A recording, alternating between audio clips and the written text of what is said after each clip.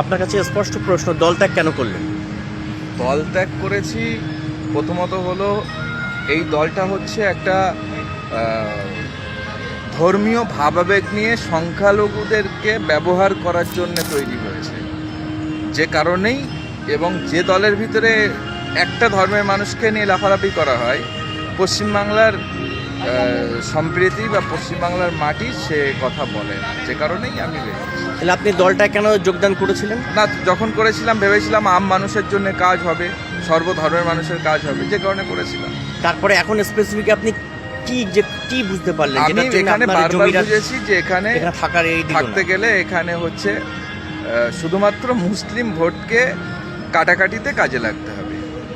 শাসক দল থেকে মুসলিম ভোট কাটানো? হ্যাঁ। তা আপনি কি ইনডাইরেক্টলি এটা বলতে চাইছেন যে বিজেপির দল বলেন, দেখুন শাসক দল বলেন আর যে দলই বলেন, মুসলিম ভোট তো শুধু শাসক দলে যায় এমনটা না। মুসলিম ভোট কংগ্রেসে যায়, মুসলিম ভোট সিপিএমে যায়, আইএসএফে যায়। কিন্তু এই বাংলায় নতুন করে একটা 200 সিটে হঠাৎ করে 3 মাসের দল এতগুলো ক্যান্ডিডেট দেওয়া এবং 1 কোটি টাকা করে বাজেট করে দেওয়া, আলটিমেটলি সেখানে জেতার উদ্দেশ্য নয়, উদ্দেশ্য হচ্ছে মুসলিম ভোট কাটা। তাহলে কাকে সুবিধা করা হবে মুসলিম ভোট কাটলে? সাম্প্রদায়িক শক্তিকে। এটাই হচ্ছে কাজ।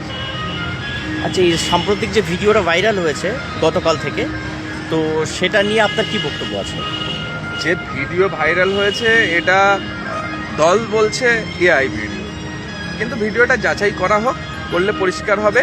কিন্তু ভিডিওটাই তো শুধু পোস্ট না, আমরা এরকম কথা সবসময় শুনেছি, মানে অর্থের কথা না শুনলেও বাকি যে কথাগুলো সেগুলো আমরা সবসময় শুনে থাকি।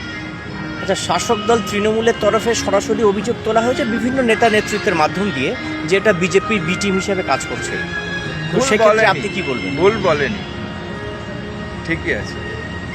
এর পরবর্তী আপনার কি পদক্ষেপ আছে? আমি পীরজাদা হিসাবে আমি সমাজে কাজ করব, সমাজের মানুষকে যেভাবে সচেতন করেছি, বিগত দিনে আন্দোলন করেছি, লড়াই করেছি, সেম আন্দোলন সেম লড়াই আমার চলবে, করে যাব।